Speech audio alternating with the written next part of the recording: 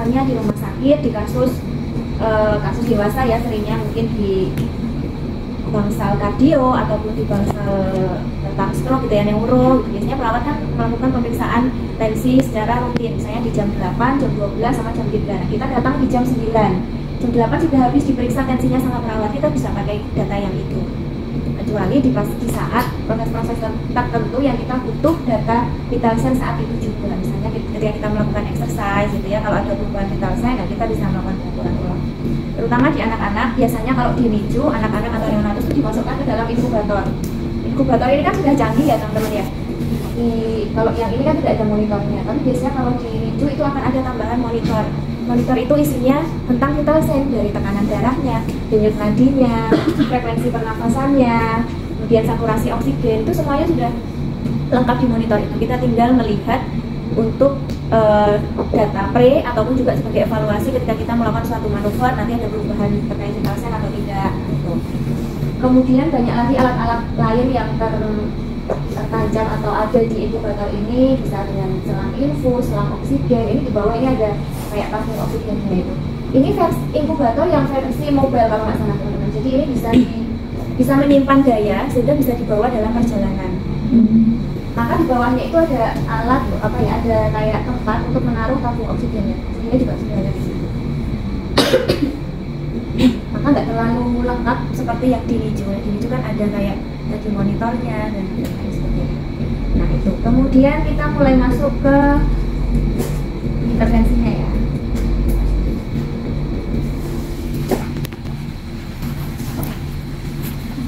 Sudah saya sampaikan di awal bahwa yang kita fokuskan adalah bayi dengan resiko tinggi yang berada di NICU. Kalau di NICU pasti di dalam inkubator. Ya, kalau di NICU pasti di dalam inkubator, sehingga positioningnya dan nanti yang lainnya ya kita lakukan di dalam inkubator. Tapi ini saya contohkan di luar, nanti teman-teman bisa langsung mempraktekkan kalau mau di dalam inkubatornya.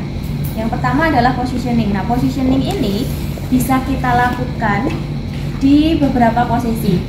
Terlentang, miring kanan, miring kiri, tengkurap, dan juga posisi setengah duduk atau half lying. Ya. Prinsipnya adalah untuk positioning ini kita lakukan positioning sesuai fisiologisnya dia. Jadi neonatus itu secara biomekanik dan fisiologis dia lebih cenderung ke arah flexion fisiologis, seperti saat dia berada di trimester ketiga sebelum dia lahir ke luar gitu ya. Di trimester ketiga kan posisinya dia adalah tengkurap menghadap ke belakang, dan juga posisinya fleksi semuanya, kepalanya fleksi, trangnya fleksi, kaki-kakinya fleksi, tangannya fleksi, seperti ini. Ini adalah posisi yang nyaman untuk bayi, dan juga secara biomekanik dan fisiologis posisi ini yang paling mudah dilakukan untuk bayi, sehingga posisi itu yang kita adaptasikan. Yang pertama terlentang ya. Nah, terlentang ini Janet yang paling sulit dilakukan pada neonatus. Yang paling mudah adalah miring dan juga tengkurap serta fleksi. Ya, karena sesuai dengan yang saat berada di dalam perut ibunya di trimester ketiga kan posisinya tengkurap tuh. Kan posisi di dalam perut kan seperti ini teman-teman. Ya, kepalanya menghadap ke belakang, kemudian ini anggota gerak tubuhnya adalah fleksi semuanya. Nah, ini sudah posisi mapan. turun panggul gitu ya, sudah masuk ke kokse, ke gelang panggul gitu kepalanya, dan posisi siap lahir di trimester ketiga. Dikatakan susah itu ketika seperti ini, balik ini juga nggak pas, nggak bisa kalau mau lahir dengan posisi spontan. Kalau ini posisi terlentang, seperti ini adalah posisi tengkurap. Posisi fisiologis yang benar adalah seperti ini, ya, menghadap ke belakang. Maka nanti kalau ya belum pernah lahiran ya teman-teman. Kalau pernah lihat lah proses lahiran kita kan posisinya gini, bayi diambil keluar kan ke sana. Maka posisi fisiologisnya adalah tengkurap menghadap ke punggung ibunya, ya, ke tulang belakang ibunya, dan juga ini fleksi semuanya. Nah, sehingga untuk posisi terlentang itu adalah posisi yang cukup sulit dilakukan untuk neonatus. Tapi tetap kita harus melakukan positioning di beberapa gerakan tadi yang saya sebutkan. Terlentang, mika, miki, tengkurap, dan juga half lying. Ya. Nah, kita mulai dari terlentang dulu. dalam melakukan positioning kita harus full support. Ya, kita harus memberikan sanggaan di seluruh tubuhnya dan juga tahanan di sana. Kita bisa pakai handuk yang dilipat seperti ini. Kita bentuk yang lingkar.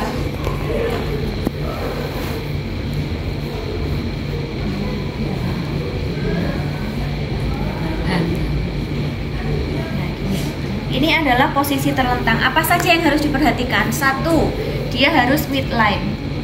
Ya, upayakan dia midline, satu garis tubuh, tidak side fleksi, jadi lurus gitu ya. Midline kepala, badan dan juga ekstremitas dalam satu garis lurus, posisi midline seperti ini. Kemudian tangan dan juga kakinya diposisikan fleksi. Nah, karena ini sulit, jadi ibaratnya seperti ini ya teman-teman ya. Nanti di sini boleh ditambah dengan sanggaan, boleh dengan bedong, boleh dengan handuk, atau mungkin ya kain apa yang tersedia di sana. Kalau kita butuh gitu ya, misalnya di sana nggak ada, boleh disampaikan ke perawat, nanti biar disampaikan ke orang tua, misalnya nanti akan dibawakan. Tangan diposisikan fleksi, kaki juga posisi fleksi. Ini juga nggak proper. Harusnya kainnya lebih kecil lagi sehingga bisa untuk menyangga tangan. Ini juga untuk menyangga tangan dan juga kakinya, kaki ke posisi fleksi. Dengerin.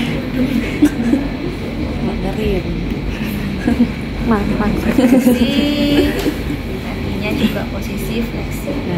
Sama saja, ini juga nggak bisa. Seperti ini. Ingat satu yang diperhatikan tadi, berada pada satu garis midline, kemudian posisi ekstremitasnya fleksi, kemudian trangnya juga posisi fleksi. Kalau trangnya fleksi, pelvisnya ke arah anterior tilting atau posterior tilting. Posterior tilting, sehingga pelvisnya arahkan ke posterior tilting. Kalau kita fleksikan ekstremitas bawahnya, otomatis nanti pelvis akan ke arah posterior tilting. Atau pelvis kita posterior tilting kan, nanti otomatis ekstremitas inferior juga akan ke posisi sedikit fleksi. Nanti kita tinggal tambahkan penyanggaan di beberapa area supaya tersupport ke posisi fleksi.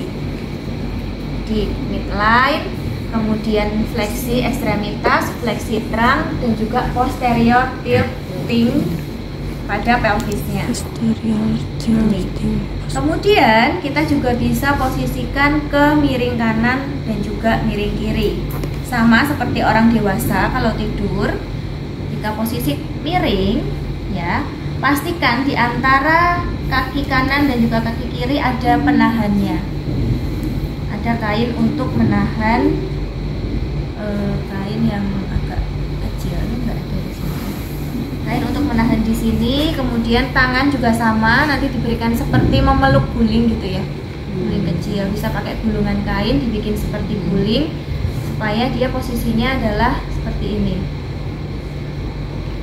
Sekali lagi prinsipnya tetap sama, dia dibawa ke posisi fleksi sehingga kepalanya fleksi, trangnya fleksi, kemudian pelvisnya juga posterior tilting, upper extremity dan lower extremity ke posisi fleksi. Yang bawah juga fleksi Bu, yang kaki bawah. Ya. Oh iya. Fleksi semua. Yang ini tuh yang ketindian ini ya. Iya. Nah, miring kanan dan juga miring miring kanan dan juga miring kiri prinsipnya sama. Intinya seperti ini tadi, fleksi, posterior tilt. Kalau kepala ke posisi fleksi, maka otomatis akan muncul yang namanya cinta.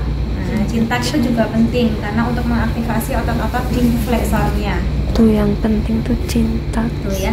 Bukan cinta. Miring ke kiri selain fungsinya adalah sebagai positioning ya, perubahan posisi, dan juga dia bisa menurunkan resiko munculnya regurgitasi akibat GER kemarin apa?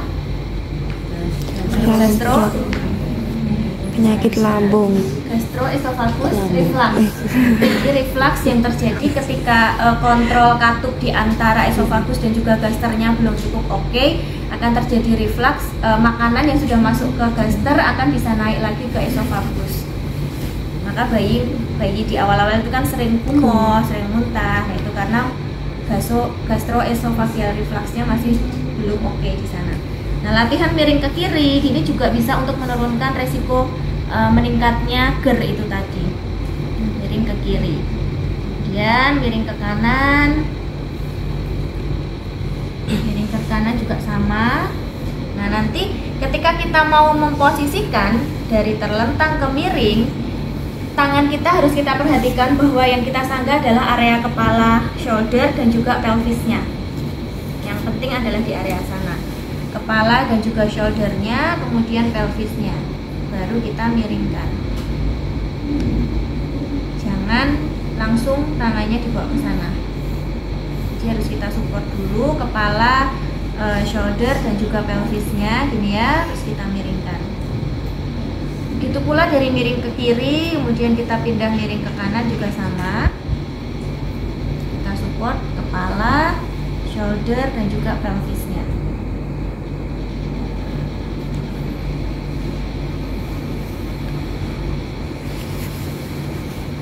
Oke, terlentang, Mika, Miki sudah, kemudian tengkurap. Nah, tengkurap ini tergantung dari kondisi medis yang mendasari. Kalau ternyata di bagian tubuh bagian depan si baby ini banyak terpasang alat-alat, kan nggak memungkinkan untuk kita tengkurapkan, sehingga nggak perlu kita tengkurapkan. Tetapi kalau misalkan dari dasar medisnya boleh atau bisa untuk kita lakukan tengkurap, nggak apa-apa kita tengkurapkan. Nah, misalnya kita akan menengkurapkan bayi ini. Yang perlu diperhatikan adalah ketika posisi tengkurap, kepala harus menengok ke salah satu sisi untuk menjaga airway clearance-nya, ya, untuk jalan nafasnya. Kemudian shoulder di posisi abduksi.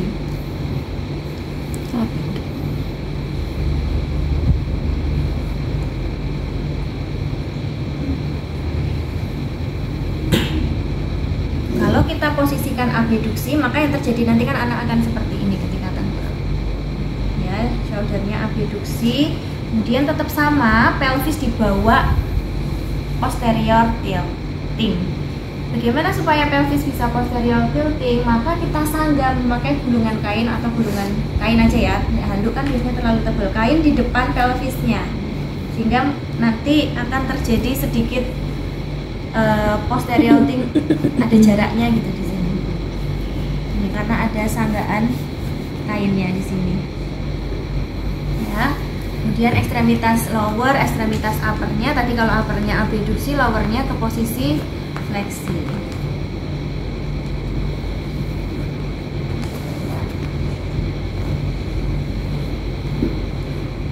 Oke. Itu kemudian satu lagi, posisi half lying, setengah duduk. Nah, posisi setengah duduk ini bisa dipergunakan sambil memberikan stimulasi pada oralnya, atau juga saat memberikan ASI ataupun susu formula gitu ya. Itu juga posisinya sebaiknya adalah setengah duduk. Posisi setengah duduk prinsipnya sama saat posisi terlentang, hanya saja sedikit dinaikkan di bagian kepala dan juga punggung bagian atasnya.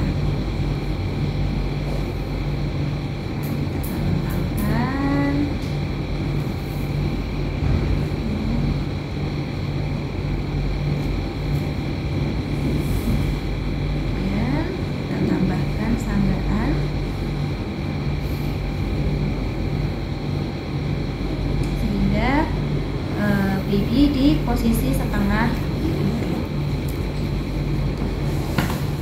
Posisi setengah duduk.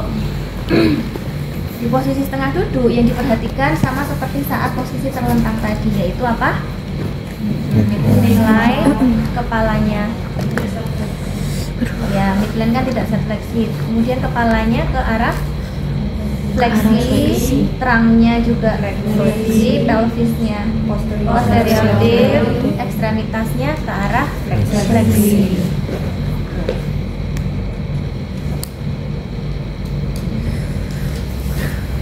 Nah, masing-masing posisi tadi kecuali yang tengkurap ya, itu bisa dipertahankan atau diberikan perubahan posisi setiap 3 sampai 4 jam.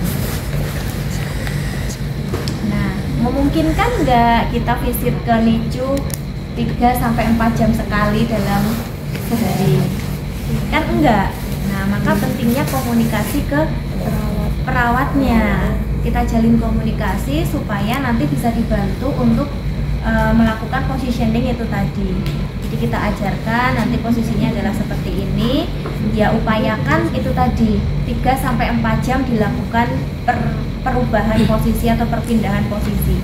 Terlentang, mika, miki, half flying. Kalau tengkurap mungkin nggak terlalu lama. Tuh. Kemudian keuntungan selanjutnya di posisi half flying ini adalah anak juga lebih bisa penguatan otot lehernya, serta dia juga bisa mengeksplor lebih luas lagi terkait dengan visual dan juga auditorinya. Ketika di posisi berbaring kan dia lihat hanya bagian atas saja. Kalau dia ke posisi half flying maka explore visualnya akan menjadi lebih luas. Meskipun sebetulnya jarak pandang pada baby baru lahir itu paling hanya sekitar 20-30 cm saja, serta belum juga muncul warna yang real seperti yang kita lihat saat ini, masih di hitam putih, masih putihan. Please, oke. Ya, terkait positioning ada pertanyaan? Belum. Kita lanjutkan. Setelah itu kemarin di PPT saya tuliskan 2-3 jam, tapi ternyata setelah saya baca buku ini 3-4 jam. Jadi nanti revisi ya, di PPT 3-4 jam. Nah, pada saat kita melakukan perubahan posisi tadi, kita harus selalu kontrol vital sign dari si baby ini. Kita lihat adakah peningkatan tekanan darah ataupun denyut nadi ataupun penurunan saturasi, itu yang harus kita perhatikan. Ya, itu perubahan ataupun evaluasi dari tanda vital saat kita lakukan perubahan posisi. Kemudian intervensi yang kedua adalah oral feeding stimulation atau stimulasi untuk area mulutnya, oralnya. Nah, sebetulnya yang menjadi permasalahan paling sering pada bayi neonatus resiko tinggi itu adalah di oral functionnya, sucking refleksnya, rooting refleksnya, itu yang harus kita jadikan lebih prioritas gitu. Kenapa? Karena sebetulnya anak bayi baru lahir gini kan biasanya dengan berat badan yang rendah ataupun dengan prematur itu tadi butuh asupan nutrisi yang cukup banyak. Kalau oral functionnya nggak oke, maka stimulasi yang masuk juga nggak akan maksimal. Kemampuan dia menghisap puting ibunya ataupun botol susu nggak maksimal, sehingga nutrisi yang masuk juga menjadi nggak maksimal, sehingga proses untuk tumbuh dan berkembangnya bayi akan mengalami keterlambatan atau terhambat itu tadi karena asupan nutrisinya nggak maksimal, sehingga feeding dan oral stimulation itu tadi menjadi hal yang cukup penting, hal yang cukup urgent di sana. Dan seringnya memang ketika bayi prematur ataupun bayi dengan berat badan lahir rendah itu refleks-refleks rooting dan shackingnya juga masih belum muncul dengan optimal. Mau dibesarin AC-nya? Kecil. Besarin loh. Kecil boleh. Terus benigna kumat Pilar.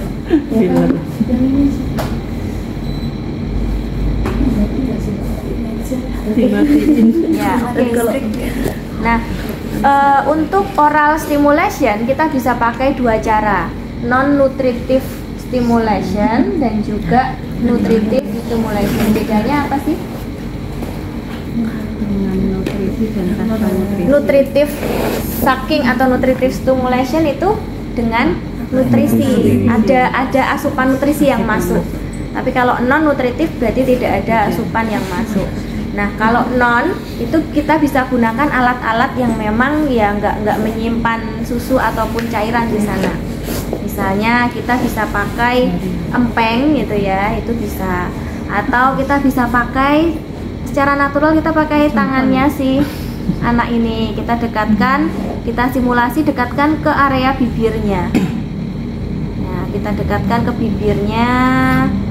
Ini pakai tangannya si baby sendiri atau pakai tangan terapis juga boleh. Tangan kita sentuhkan di area bibir. Ini untuk merangsang sucking refleksnya. Untuk merangsang rooting refleksnya di sekitar bibir, bukan di bibirnya. Bisa pakai tangan terapis, bisa pakai tangan si bayinya ini. Atau bisa pakai botol dot yang kosong ujungnya itu aja juga bisa.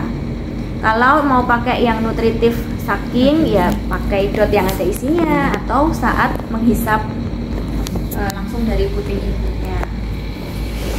Sambil boleh ketika kita melakukan stimulasi kita masas di otot-otot masseternya sini boleh.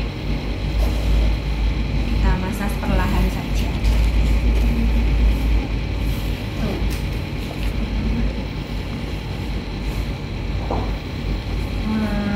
Ya, prioritas paling tinggi. Kemudian stimulasi dapat dilakukan sedini mungkin. Ya. Jadi yang pertama positioning sudah, stimulasi oral sudah. Kemudian selanjutnya adalah masas. Masas ini merupakan suatu hal yang cukup penting juga ya, untuk stimulasi sensorisnya cukup bagus bagi neonatus ini. Lewat masas kita bisa mendapatkan efek nyaman untuk anaknya, rileks untuk anaknya, kemudian stimulasi taktilnya, stimulasi proprioseptifnya itu juga dapat di masas ini. Nah, berbeda dengan masas yang teman-teman pelajari untuk baby, untuk bayi. Karena ini untuk neonatus sehingga tidak ada effleurage ataupun usapan-usapannya.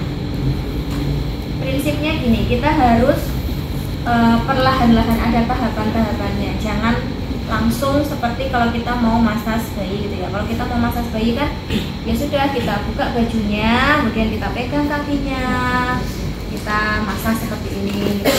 Nah, kalau pada neonatus tidak, jangan lepaskan dulu pakaian yang ada di tubuh neonatusnya.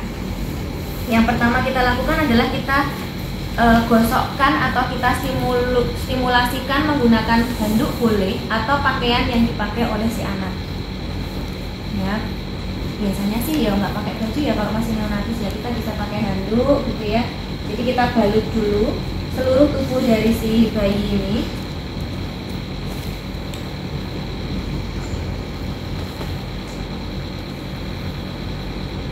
Posisinya adalah terlentang.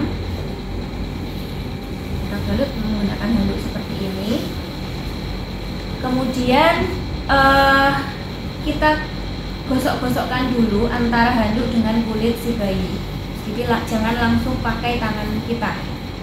Menggunakan handuk dulu, karena pada bayi-bayi yang hipersensitif itu biasanya akan mengalami penolakan ketika kita langsung buka bajunya kemudian kita pegang tubuhnya. Maka ya pelan-pelan dulu. Ini menggunakan handuk, jadi kita balut dulu semuanya, kemudian kita lakukan gesekan-gesekan antara handuk dengan kulit bayi. Nah, gerakannya itu dari atas ke bawah, dari bahu ke jari-jari kaki, dari proksimal ke distal. Ya, gitu. Kemudian setelah ini sudah, bayi mulai beradaptasi, responnya bagus. Respon yang bagus itu adalah bayi tetap tenang. Kalau dia melakukan gerakan yang cukup kuat, berarti dia ngerasa nggak nyaman, ada penolakan di sana. Kalau dia diam aja ataupun hanya bergerak-bergerak yang masih dalam tahap normal ya, tidak ada gerakan yang hentakan atau langsung bergerak gitu, berarti dia nyaman. Tapi kalau sudah ada hentakan, gerakannya cukup cepat, berarti dia mengalami rasa yang tidak nyaman. Kemudian kalau sudah oke, bisa kita buka perlahan gini. Kemudian kita mulai masas dari seluruh tubuhnya dulu. Atau di PPT itu kemarin saya tuliskan whole body massage. Whole body massage, masas seluruh bagian tubuh. Caranya sama, kita mulai dari bagian proksimal dulu, bagian sepalu dulu, yaitu bagian bahu. Kita pakai seluruh telapak tangan kita buka telapak tangan kita, kemudian kita letakkan di bahu sini. Nah, saat kita letakkan gini, kita berikan sedikit penekanan, sedikit aja penekanannya. Tahan selama kurang lebih 5 hitungan. 1, 2, 3, 4, 5. Kemudian kita geser atau turunkan ke bawah. Nah, saat kita turunkan ke bawah, jangan diangkat tangan kita. Tetap nempel, cuma nggak ada penekanan. Iya, geser saja. Turun. Kemudian kita lakukan penekanan lagi sekitar 5 hitungan. Kemudian kita turun lagi, penekanan lagi 5 hitungan. Turun lagi. Sampai nanti di bagian paling distal dari tubuhnya.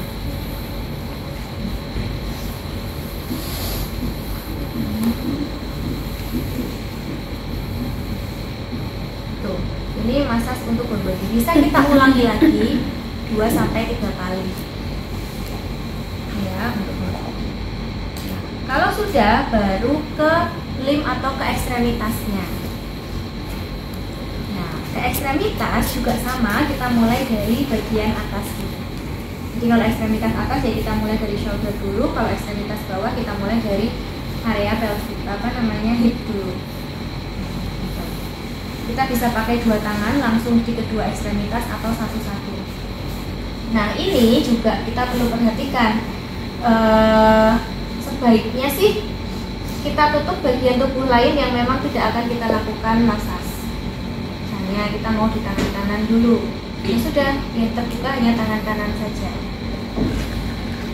Tahan sekitar 5 hitungan, kemudian geser turun ke bawah, tahan 5 hitungan, jangan diangkat tapi digeser, berikan penekanan. Nah, penekanan ini adalah stimulus di proprioceptifnya. Dari shoulder turun sampai ke jari-jari.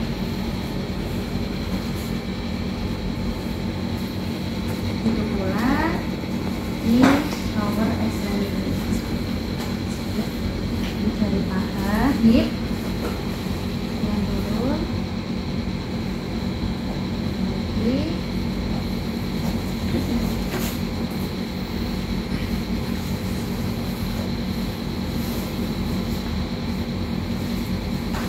seperti itu.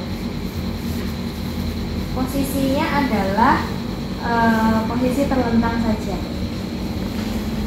Kalau memungkinkan ya miring boleh, nanti bagian punggungnya. Oke, massage sudah ya. Ada pertanyaan? Gimana Mbak? Pasif movement dan juga aktif movement. Ya, ada gerakan pasif dan juga gerakan aktif. Kalau di PPT saya kemarin kayaknya nggak nulis pasif ya, juga aktif. Nah, ini pasif juga kita lakukan. Pasif di seluruh persendian teman-teman. Dari kepala, leher, kemudian trunk, dan juga ekstremitasnya juga dilakukan secara pasif gerakan-gerakannya. Dari kepala, nah kepala ini kita bisa gerakkan ke segala arah yang memungkinkan. Rotasi, kemudian ke arah fleksi, kemudian ke arah side fleksi. Secara pasif dan gentle ya untuk kepalanya. Kemudian untuk trangnya juga sama. Kalau trang ini kita gerakkan ke arah fleksi trangnya. Jangan lupa fiksasi ada di area pelvis, mobilisasi tetap kepala dan shouldernya yang kita sanggah.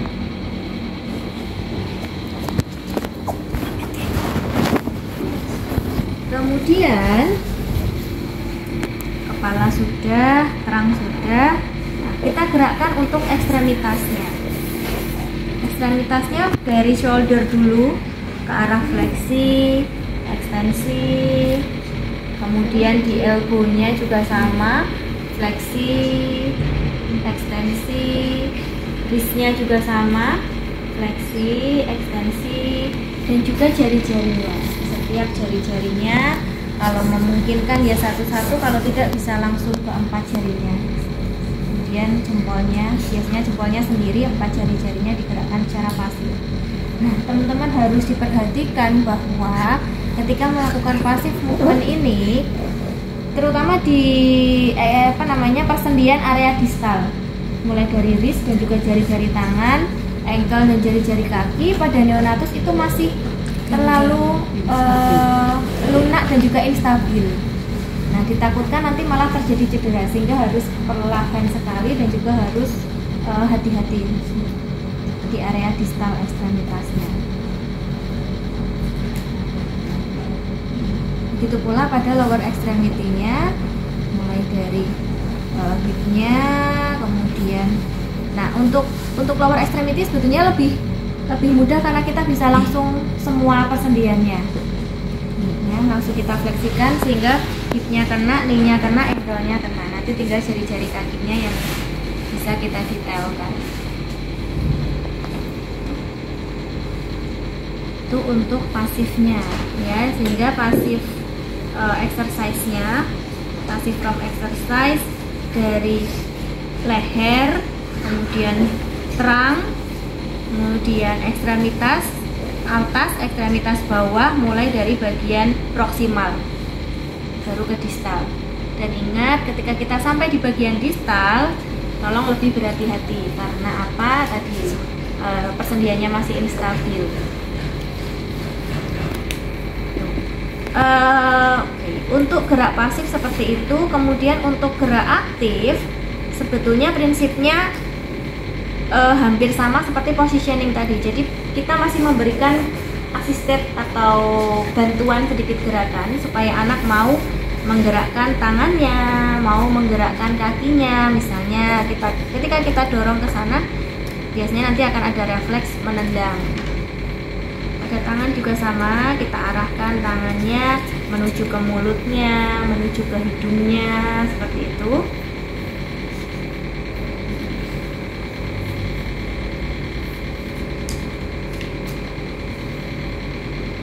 Latihan gerak aktif.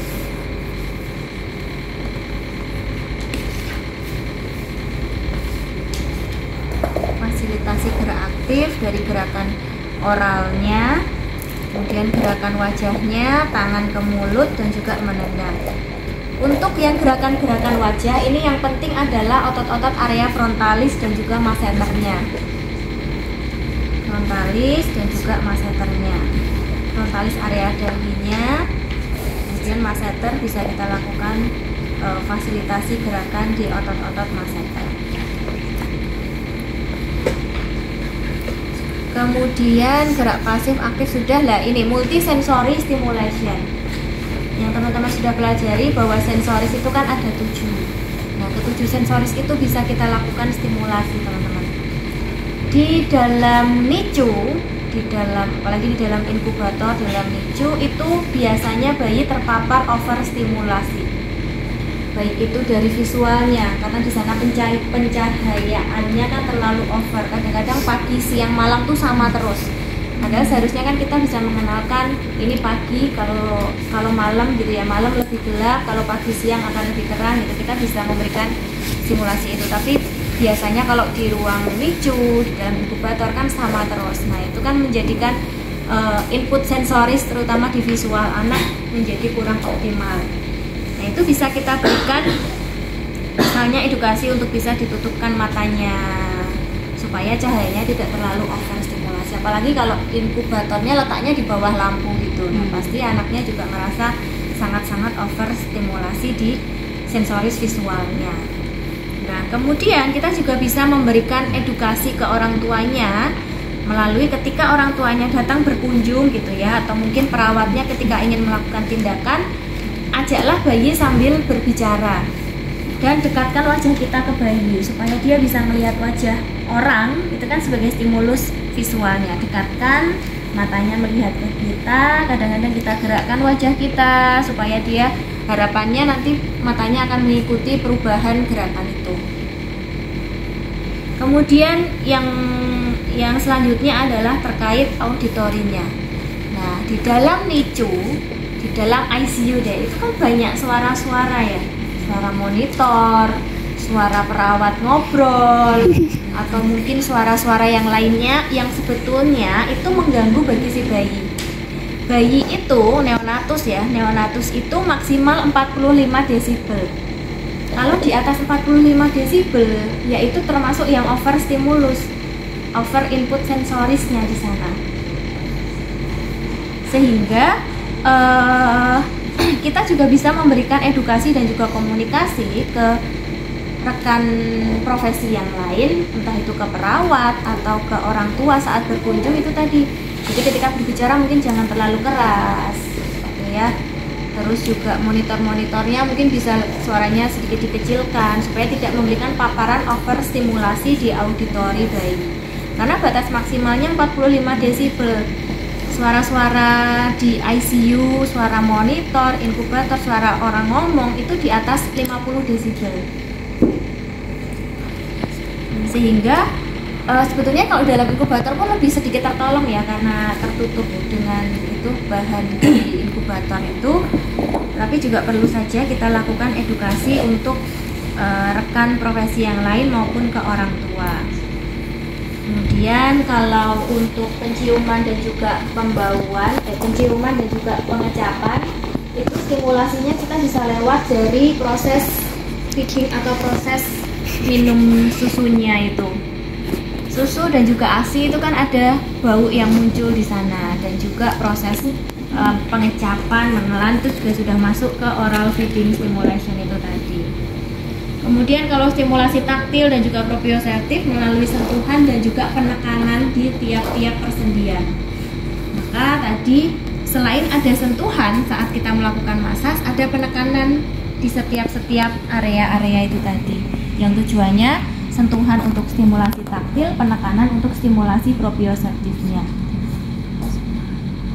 Kemudian gerakan-gerakan latihan gerak pasif itu tadi juga sudah masuk ke stimulasi proprioseptifnya. Kemudian yang belum, masih ada jazz fisioterapi teman-teman. Nah, jazz fisioterapi ini kan tekniknya banyak, mulai dari postural drainage, kemudian cupping, clapping, tapotemen, kemudian vibration, fasilitasi batuk, mobilisasi toraks, breathing, inhalasi, dan juga suction.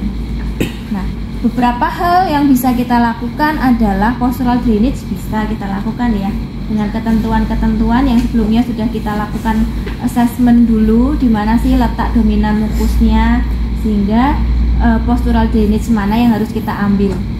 Kan sudah teman-teman pelajari yang di dewasa, sebenarnya sama prinsipnya, dewasa dan anak-anak sama, bedanya anak lebih kecil gitu aja, ukurannya lebih kecil. Tapi letak-letaknya, fungsi-fungsinya sama seperti yang dewasa. Nah, kemudian bedanya lagi adalah ketika kita melakukan itu yang namanya clapping ataupun tapotemen itu, kalau pada dewasa kan kita pakai jari tangan kita gini ya, kemudian kita bentuk seperti mangkok gini, kemudian ditepuk-tepukkan gitu. Nah, kalau pada bayi neonatus kita nggak bisa pakai tangan kita harus pakai alat bantu. Ya, iya ini terlalu besar. Kalaupun pakai 2 jari atau 3 jari, ya bisa sih, cuma menjadi kurang maksimal karena harus ada bentuk yang ya rongganya ini. Maka kadang-kadang bisa juga pakai itu loh, dot, bukan botolnya tapi yang empengnya. Kalau tutupnya kan plastik keras, empengnya itu kan ada rongganya. Nah, itu bisa kita gunakan untuk tapotemennya. Atau kalau mau pakai jari juga bisa, 3 atau 2 jari gitu ya, tapotemen, tapping.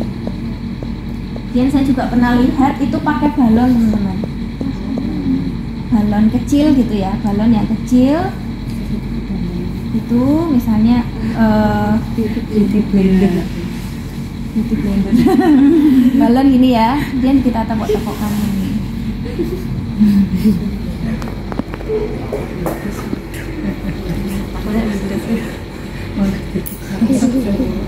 Stimulasi jantung. Sekalian refleksnya. Itu bisa postural drainage yang sudah teman-teman pelajari. Jadi prinsipnya adalah sama, tapi yang perlu diperhatikan ya tadi, karena masih di dimicu di inkubator dengan kondisi medis yang seperti itu, tertancap alat-alat di beberapa tempat, maka ya perlu kita kondisikan kalau ada hal-hal yang memang nggak bisa kita lakukan atau posisi-posisi yang nggak bisa kita lakukan ya nggak usah dipaksakan.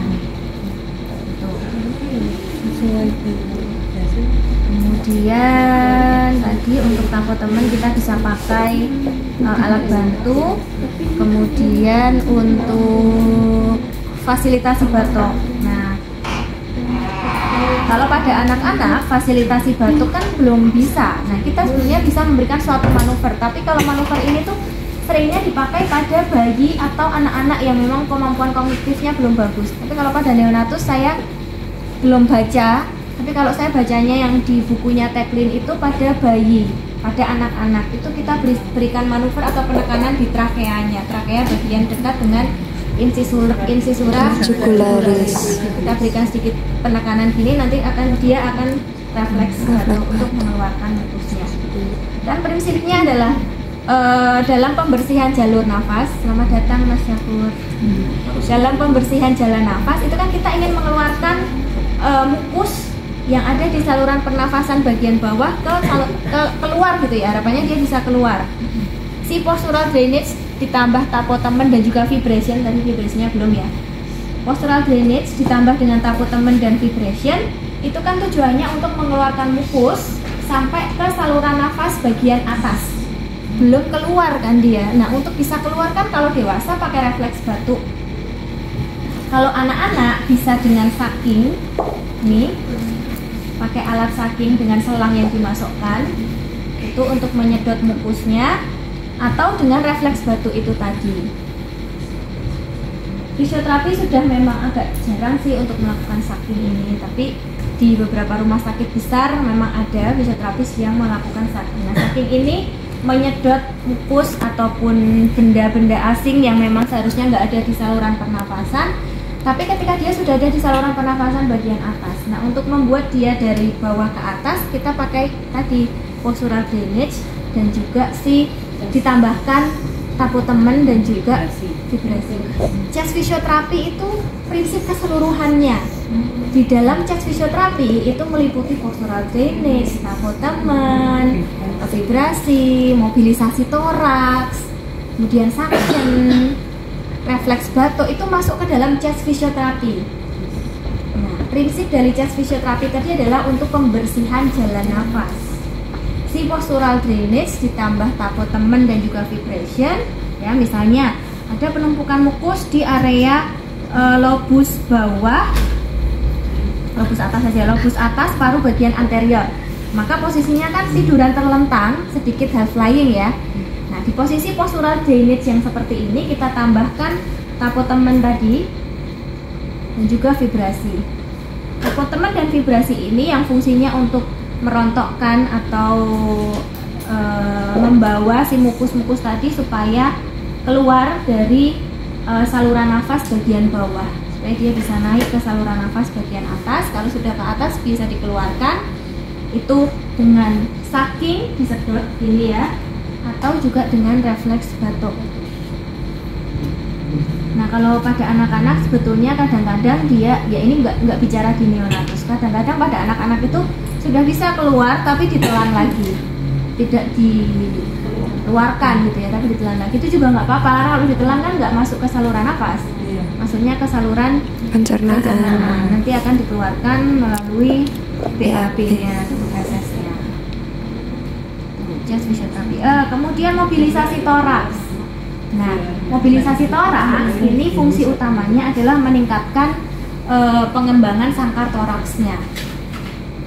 Mobilisasi toraks kita bisa lakukan penekanan di area toraksnya. Harapannya ketika kita lakukan penekanan dengan smooth gitu ya, gentle, nanti efeknya dia juga akan refleksnya akan mengembangkan sangkar toraksnya. Ya, perlu hati-hati karena pada anak-anak masih instabil, masih cukup lunak ya jaringan-jaringan tubuhnya untuk mobilisasi toraks atau ribcage mobilization. Kemudian inhalasi bisa pakai oksigen mask atau nasal kanul gitu ya. Itu breathing exercise, bisa pakai penekanan di bagian toraksnya.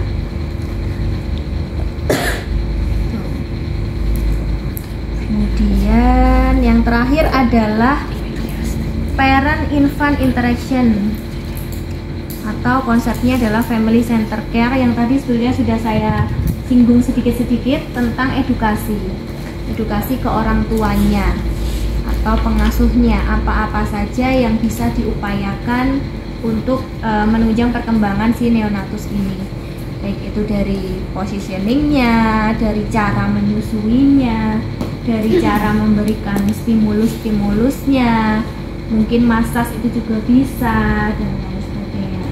Tadi ketika ngajak ngobrol gitu ya, harus di depannya. Kemudian ketika ngajak ngobrol juga jangan terlalu kencang. Itu tadi. Gitu. Sudah selesai. Ada pertanyaan?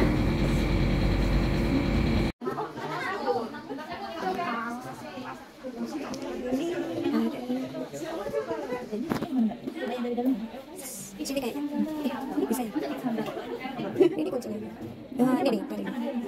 Sini tapi kaki kamu 2 tangan. Ya itu dibuka. Nah. Sudah. Mas mananya.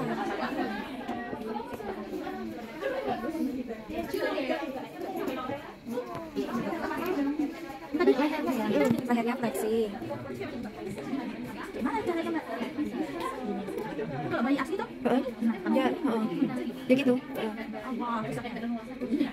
Dan bayi asli itu lebih kaku sih. Bisa. Lewat sana.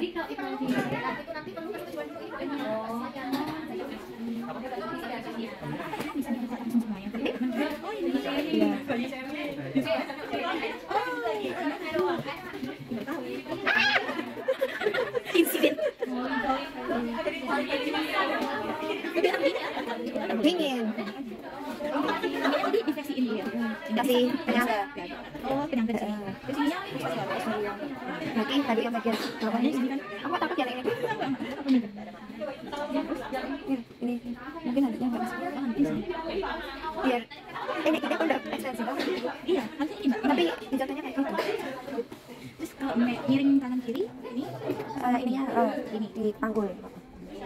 Terus nanti tangannya dipleksikan. Terus ini di sini kan nanti tadi di depan dikit sih. Oh, tapi fleksi semua. Fleksi ini. Dan kanan juga. Kepalanya juga fleksi. Kepalanya juga fleksi gini kan? Iya. Terus gini. Terus kan udah saya kurang. Oh, ke kiri dulu.